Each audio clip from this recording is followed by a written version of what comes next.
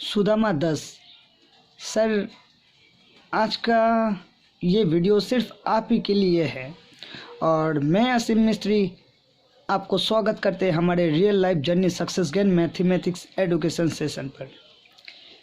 Sir, ना तो मैं आपको जानता हूँ और ना आप हमें ठीक से जानते हैं, लेकिन हम किस लिए आपसे बात कर रहे हैं उम्मीद करता हूँ कि ये बहुत खूबी आप जानते हैं।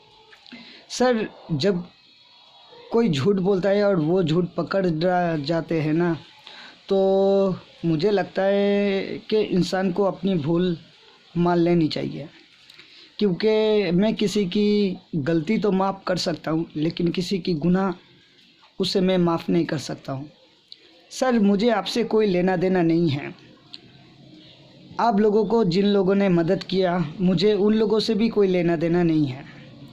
दरअसल सर, आप तो हमें कहे थे ना कि आप फ़ोन रखिए, बाद में हम आपके साथ बात करते हैं। आप में जिगरी नहीं है जो आप हमको फ़ोन करके कुछ बताते हैं। सर, हम आपको इस केस में इन्वॉल्व नहीं करते, लेकिन मेरी बीवी ने काफ़ी दफ़ा आपके साथ फ़ोन पे बात किया, आधा घंटा तक, 20 मिनट तक, ना जाने कितनी बार आपके साथ फ़ोन पे बात किया। तो सर, इसके लिए हम आपको थोड़ी ना ज़िम्मेदार दे सकते हैं। अगर मेरी बीवी मेरे पीठ पीछे किसी के साथ अगर रंगरेलियाँ मनाती है तो उसके लिए मेरी बीवी ज़िम्मेदार होगी, और जिन लोगों ने मेरी बीवी की मदद की है उन लोगों का भी कोई गलती नहीं है। अगर कोई किसी को बहकाता है और कोई बहक जाता है तो वो इंसान की बुद्ध सुध जो है वो काम नहीं करता है। और सर, अभी जो सब्जेक्ट है वो है डर। मुझे बहुत खूबी पता है कि आप डर रहे हैं, क्योंकि मेरी सासू माँ के साथ जो बातचीत हुआ मैंने आपको व्हाट्सएप पे भेजा, आपने सुना। आप शायद सोच भी नहीं पाएंगे कि हम इतना बड़ा सिद्धांत लेंगे। सर, वो अपनी बीवी के लिए मैं ऐसा कोई सिद्धांत नहीं लिया। मेरी सासू माँ ने कहा कि मैंने अपनी बेटी के साथ बात किया, वीडियो कॉलिंग किया। मेरी बेटी कह रही है अगर आपको बच्चा चाहिए तो आप उसके ऊपर केस करके बच्चा को अपनी कस्टडी लीजिए। यानी कि मेरी सासू माँ यही चाहता था कि अगर बच्चा मांगेगा तो बच्चे के वास्ते जितना पैसा हड़प सकते हड़प लेंगे। ये मेरी सासू माँ की प्लानिंग थी। और मेरी सासू माँ और जो मेरा पागल सरफीला केडी जो साला है, उन लोगों की भी शायद सोच यही था कि अगर इसको बताऊंगा कि मेरी बेटी उसकी पहली पति के पास चले गए हैं तो ये उसके पति के ऊपर केस करेगा। क्यों? आपने उनके साथ जो किया आपके पहले दामाद के साथ, वही हादसा अब हमारे साथ भी दोहराना चाहते हैं। हाँ, आपने सोच भी कैसे लिया कि हम आपको माफ़ कर देंगे? आप माँ बेटी मिलके कब से ये बिज़नेस स्टार्ट किया है? हाँ, जब नरेंद्रपुर किराए पे रहने के लिए आए थे तब से। रेखा जी, ये आपसे कितनी बड़ी भूल हुई है। हम तो जब घर पे रहते थे हम आपको तो शायद गुस्से में आप पर हाथ भी उठा देते थे, लेकिन अभी हम आप पर हाथ भी नहीं उठाएंगे। लेकिन आपने कह के गया ना कि अभी मैं वापस नहीं आऊँगा। आपको आना पड़ेगा, आपको आना पड़ेगा। और सुदामा 10 सर, मुझे आपसे कोई लेना देना नहीं है, लेकिन ये भी जानता हूँ डर के मारे ना तो आप मेरे सामने आएंगे और ना अब में वो हिम्मत है। आप एक काम करते हैं, आप मेरी तरफ आ जाइए, ठीक है? क्योंकि मेरी सासू माँ ने पहले भी एक लड़के के ऊपर, उसके पूरे परिवार के ऊपर 498 केस करके एक लड़की की ज़िंदगी तबाह कर दी है। अभी आप शायद थोड़ा पैसा बहुत दिखाया होगा तो मेरी सासू माँ थोड़ा लालची है, ये तो मुझे बहुत पहले से पता था। मैंने अपनी बीवी से कहा था कि आपकी माँ चाहता है कि आपका जिस्म बेच के अपना पेट पालने के लिए, बट ना कोई माँ कैसे ये चाहेगा कि मेरी बेटी का संसार टूट जाए। हर वक्त दामाद का गलती ढूंढती रहती है।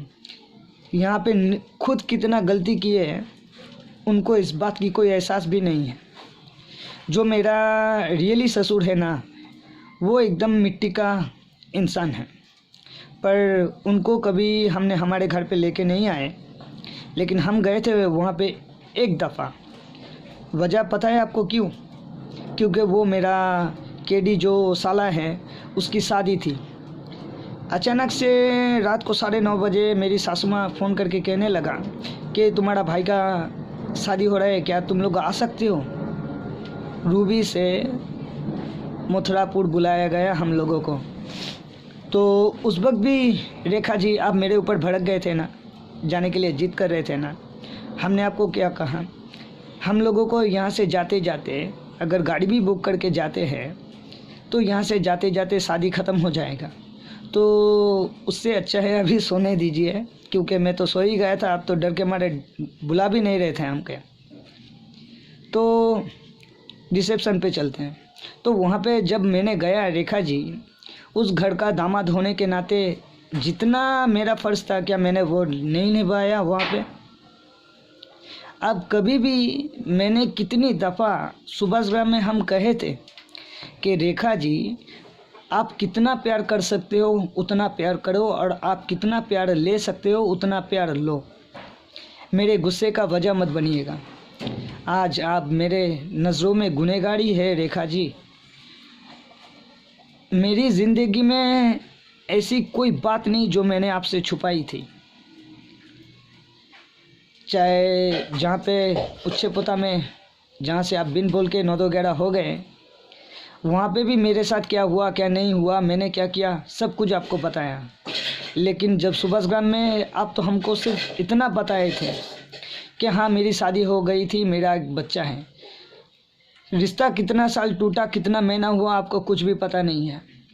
लेकिन आपके शादी करने के बाद जब आपकी मम्मी आई तो आपकी मम्मी ने वो राज खोला ना कि इसका पहले पति के ऊपर केस करके रखा हुआ है। और तुम्हारा मम्मी वहाँ पे क्या बोला कि यहाँ से चले जाओ। हाँ, अगर वहाँ से अगर नहीं जाते तो दामाद के घर कैसे आता। रेखा जी हम आपके ऊपर गुस्सा भी है, गुस्सा वो वाला गुस्सा नहीं, नाराज़ है हम आपसे कि ऐसा एक पागल भी अपने पेट को भूख मिटाने के लिए सड़क के किनारे से अगर कोई भी खाना पड़ा हुआ मिलेगा ना उसे, वो अपना पेट भरने के लिए उसको उठा के खा लेता है। तो आपकी क्या मत मारी गई थी जो आप इतना बेवकूफ़ काम किए? क्यों? इसके लिए आपको सज़ा क्या मिलेगी पता है रेखा जी? आप माँ है ना, मेरे पास जब रहते थे माँ के पास हम आपको जाने के लिए मना करते थे, वजह कभी आपने जानने की कोशिश की है? नहीं की। तो आप खुद माँ हो के अरुण को छोड़ के कैसे हो, मुझे समझ में नहीं आया। रेखा जी क्या आपको पता है कि अरुण का जन्म कैसे हुआ? जिस दिन अरुण इस धरती पे आया, सुबह से आप पेट दर्द के लिए बोल रहे थे कि मेरा पेट दर्द हो रहा है। हम आपको कहा कि अगर 8 तारीख का डेट दिया हुआ है तो चलिए, वैसे 2 दिन बाकी है, हॉस्पिटल चलते हैं। आपने इतना ज़िद किए, आप हर वक्त कभी किसी का बात मान लिया कीजिए रेखा जी, कभी किसी का बात मान लिया कीजिए। सुना नहीं, जब शाम हो गई तो उस वक्त कहाँ थी आपकी माँ? और सुदामा दास सर, मैं सिर्फ बोलता नहीं हूँ, मैं ज़िंदगी में जो जीनी है वो बहुत डीपली जी है। दर्द और डर ये दोनों मेरी ताकत है। आप मुझसे डर रहे हो क्योंकि आपने गुनाह किया है, और मैं डर रहा हूँ इसलिए क्योंकि मैंने प्यार किया है। आप में और मुझ में अंतर यही है। आप समझोगे नहीं शायद, और मैं ज़्यादा समझाना भी नहीं चाहता हूँ। बस आप मेरे तरफ आ जाइए। और वैसे भी अगर एक बार मेरा जो मैटर लिखने के लिए दिया है, केस करने के लिए, रेखा जी आपके ऊपर और आपके मम्मी के ऊपर, आपके परिवार के ऊपर, आपका जो पहले का जो केस था वो फाइल भी हमने उठाया, ठीक है। और मेरी ज़िंदगी की मकसद यही था कि अपने देश के लिए, अपने देश के लोगों के लिए कुछ करके दिखाना। अभी मेरे साथ जो हुआ है मुझे इससे कोई लेना देना नहीं है, लेकिन मैंने जो सोच रखी है, ये जो हिस्ट्री ऑफ भारत का खजाना, क्या सुदामा दास सर आपको पता है कि मेरा यूट्यूब चैनल, मेरा फेसबुक चैनल या फिर इंस्टाग्राम कहीं पे भी देखिए कि 4 साल से मैं करता क्या आ रहा हूँ, और आप बिना जाने हमसे भिड़ गए। हम तो हमारे राज्य के सरकार बोलिए, चाहे पुलिस डिपार्टमेंट बोलिए, या फिर जो लोग देश के सुरक्षा और विकास के साथ जुड़े हुए हैं, हर उन लोगों को खुले दिल से हम बोले हैं कि अगर पूरी इस धरती में अगर कोई है ऐसा बिजनेसमैन जो मुझे ये धरती और आसमान बेच देगा, इसके बदले उसको कितना पैसा चाहिए, क्या सिर्फ पैसा ही चाहिए या फिर पैसे के अलावा कुछ और दूँ, तो फिर भी वो मुझे ये धरती और आसमान सौंप देगा। आप सब शांति से रहिए ना। क्या हर वक्त काम वासना की सोच लेके इंसान जीते हैं, हमें तो कुछ समझ में नहीं आता है। दरअसल पश्चिम बंगाल के 120 करोड़ आम जनता लोगों को कहना चाहूँगा, आज जो ये पूरी दुनिया में जो क्राइम हो रहे हैं, कोई तो अपनी माँ के कोख से सीख के नहीं आता है ना। अगर पेरेंट लोग बच्चे को अनाथ के माफिक यहाँ वहाँ पे छोड़ देता है, वो बच्चा जैसा परिवेश में पालता है, बढ़ता है, उस परिवार में वहाँ के कल्चर में जो देखता है, जो सीखता है, बाद में बड़े होने के बाद वो भी वही करता है। तो ही ना जाके बस रेखा जी आप इंतज़ार कीजिए, शायद मैं ही एक ऐसा बाप हूँ जो जिस दिन अरुण हुआ आपकी कोख से वो खुद बर खुद ज़मीन पे आके गिरे थे ना, खून से लथपथ, एक तरफ अरुण और एक तरफ आप बेहोश पड़े थे ना। रेखा जी उस वक्त आपकी माँ कहाँ था? उस वक्त मैं ही आपकी माँ था और मैं ही आपका पति था और मैं ही आपका बाप था। पूरा जिम्मेदारी जो होती है एक मर्द की, मैंने वो बहुत खूबी पूरा किया। बस अभी आप देखते जाइए, हमने आपसे कहा था ना, फिर कह रहे हैं, आप सोच भी नहीं पाओगे। दोनों बच्चों को मैं अपने पास रखूँगा और कटघरे में लाके खड़ा करने के बाद आपको छोड़ देंगे हम, फिर आप शौक़ से अपनी ज़िंदगी जीना। क्योंकि मुझे पता है आप तो गुस्सा तो चुटकी में दिला देते हैं, लेकिन किसी इंसान को शांत कैसे किया जाए, काश ये भी आपकी माँ थोड़ा आपको सिखा दिया होते तो शायद आपको ऐसा सिद्धांत लेना नहीं पड़ता। और जिन लोग डर रहे हैं, मुझे किसी से कोई लेना देना नहीं है। मेरी बीवी जहाँ से छोड़ के गई है वहीं पे मुझे मिलनी चाहिए, उसके माँ के घर से नहीं, तो सबको बस दूंगा। और सासू माँ, जो मैंने केस का मैटर तैयार किए ना आपके वास्ते, आप सोच भी नहीं पाओगे, ठीक है। बस आप इंतज़ार कीजिए, क्योंकि मैं वो घंटे नहीं हूँ जो आपने सोचा कि मैं उसके ऊपर केस करूँगा। आपके जैसा थोड़ी ना मेरी सोच है, हाँ। और दास बाबू सर, आपका जो नंबर ये मजबूरन मुझे देना पड़ा वकील को। आप खामखा अगर नहीं रेखा आपको कॉल करती ना, वो नंबर मेरे पास आता। यहाँ तक तो काफ़ी सारे लोग मिलके ऐसा गेम सजाया कि ताकि मुझे ये लगे कि वो अपनी पहले पति के पास चले गए हैं। और रेखा जी, आपने कितना बड़ा विश्वासघात किया हमारे साथ, आप सोच भी नहीं पाओगे। तो उसके वास्ते आपको सज़ा ज़रूर देंगे, हम आपको मारेंगे नहीं, ठीक है। ये भी वादा करता हूँ आपसे, जो मैंने आपको बताए थे वो मैं पूरा करके दिखाऊंगा भी। और उसके बाद फिर आपके सामने आकर मैं आपकी फिर से मदद करूंगा। लेकिन शायद वो पति पत्नी का रिश्ता शायद नहीं रहेगा, वो भी आपको मानना पड़ेगा।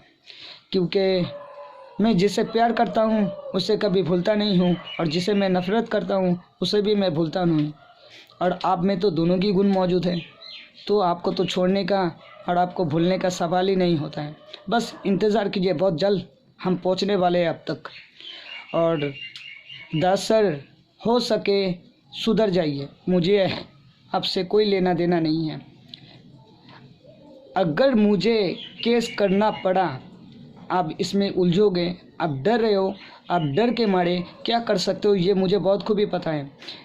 जब इंसान डर जाता है तब जाके वो गुनाह का रास्ता चुन लेता है। और गुनाह क्या होगा?